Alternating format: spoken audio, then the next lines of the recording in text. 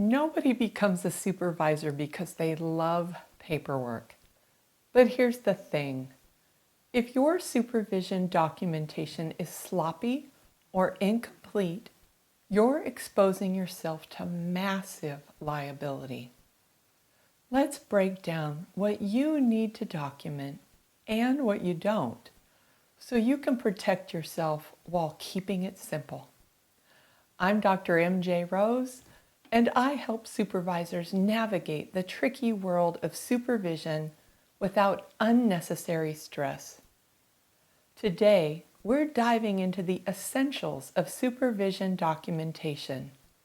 What's legally required, what protects you, and what's just a waste of time. Stick around, and I'll also share my supervision notes template to make this documentation process easier. Let's start by talking about why supervision documentation matters. Too often, I've consulted with supervisors who are fearful of being accused of ethics violations by their supervisees.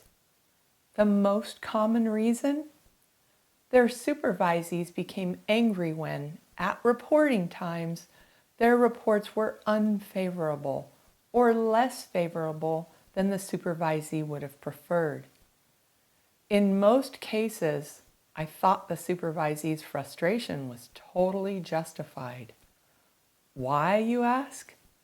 Because their supervisors were not keeping them in the loop about their progress or lack thereof.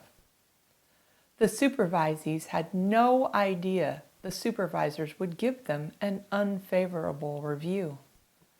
But worse, because the supervisors were keeping poor quality notes or none at all, they could not substantiate the negative evaluations with evidence, and that's a major ethical concern. Quality supervision documentation reduces liability and protects your professional reputation by accurately tracking supervisee progress and supporting performance reviews. Documentation also serves as evidence if board complaints arise. Quality documentation can protect you and the supervisee from a client's board complaint or protect you from the supervisee. In the type of situation I mentioned, when a supervisee is not developing appropriately, quality documentation also ensures that remediation efforts and professional growth are properly recorded. Did you even know that you're required to attempt remediation with your supervisees when you note significant problems? And that a remediation plan, a separate document from your original supervision plan, is wise and ethical, even if not required in your state? In fact, depending on your license type, it may be a requirement noted in your ethics code. You can understand now why a note is important. So what should be in supervision notes? Well, the basics are important, of course, including date, time, and length of session. Length of session matters because all states require a specific number of sessions, either per month or based on hours accumulation. Include key topics discussed, such as ethical concerns, skill development, cases reviewed, professional dispositions, and identity development. Note your key feedback, supervisee growth, and any action items or directives. Directives are unequivocal statements instructing your supervisee to take action, such as make a report about an at-risk client. Include any remediation plans and notes when trying to correct significant issues. And if you're using evaluation instruments, include key scores. Now let's focus a bit on the legal and ethical side of documentation. Most state licensing boards require supervision notes to be kept for several years, so know your state's requirements. Whereas those notes should be objective and focused on professional growth, not your personal judgments. Your clinical judgments do matter, and especially when you've documented a linear history of the efforts you and the supervisee make toward development, or failed to make. Now I'll pause here for pro tip number 1, because you may have to submit an ethics report about your supervisee, and that is extremely rare.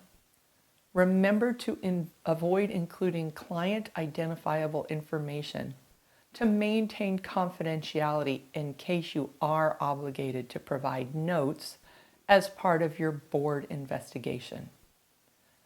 Sometimes you're asked to turn over all notes, and there's no need to expose all your supervisee's clients unnecessarily. And by the way, use your chosen EHR system to keep all supervision notes and docs. Okay, getting back to it. There are some other common documentation errors I want you to avoid, and I would like to point those out. But first, know that what I cover in this video is just the tip of the iceberg. I cover all this content and much more in our cutting-edge clinical supervision course. Watch until the end, and I'll tell you how to get a special discount code you can use for an amazing 50% off the course. For now, though, please remember to like and subscribe, which tells us to keep creating valuable content and free digital downloads for your use. Now, here are some of those errors to avoid. First, try not to write too much. Notes should be concise, not read like session transcripts.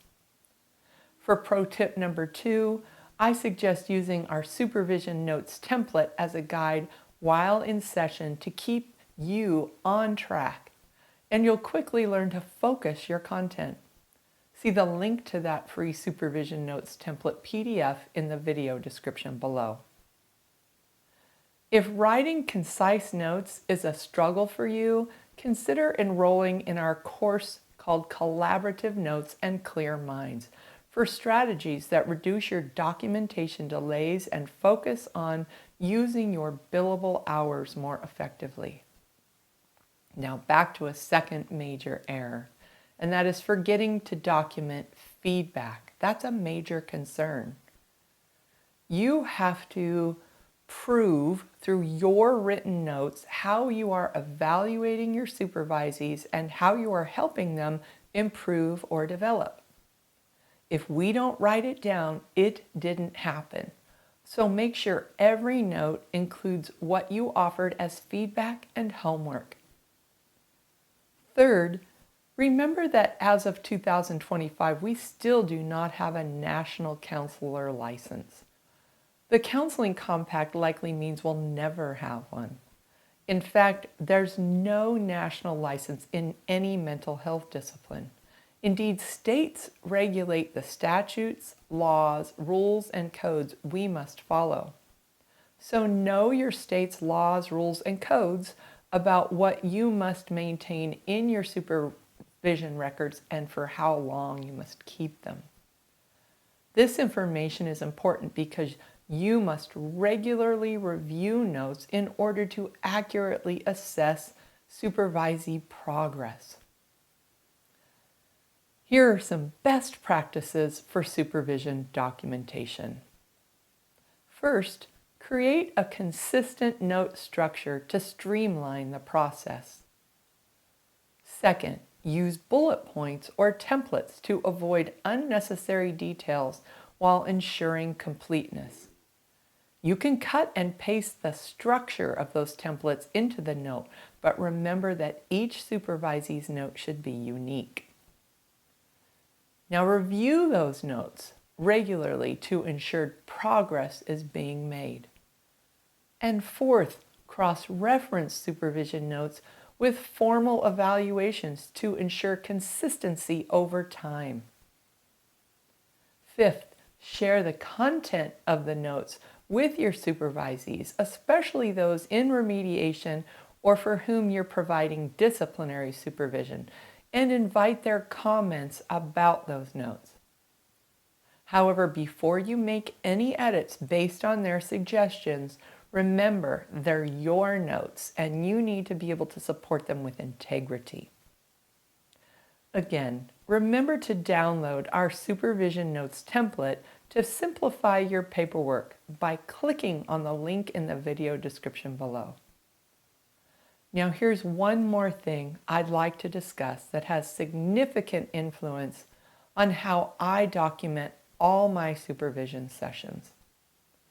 My professional code of ethics, the supervision rules of the state in which I practice, which happens to be Oregon, and the licensure board's annual report form for clinical associates influence what I focus on generally and how I communicate about the supervisee in person and in writing. The content of our reports about our supervisees should never cause surprise. As part of the creation of my supervision plan, my informed consent in essence, I cover this point and talk about the variety of topics the supervisee and I will likely cover over the years of supervision sessions.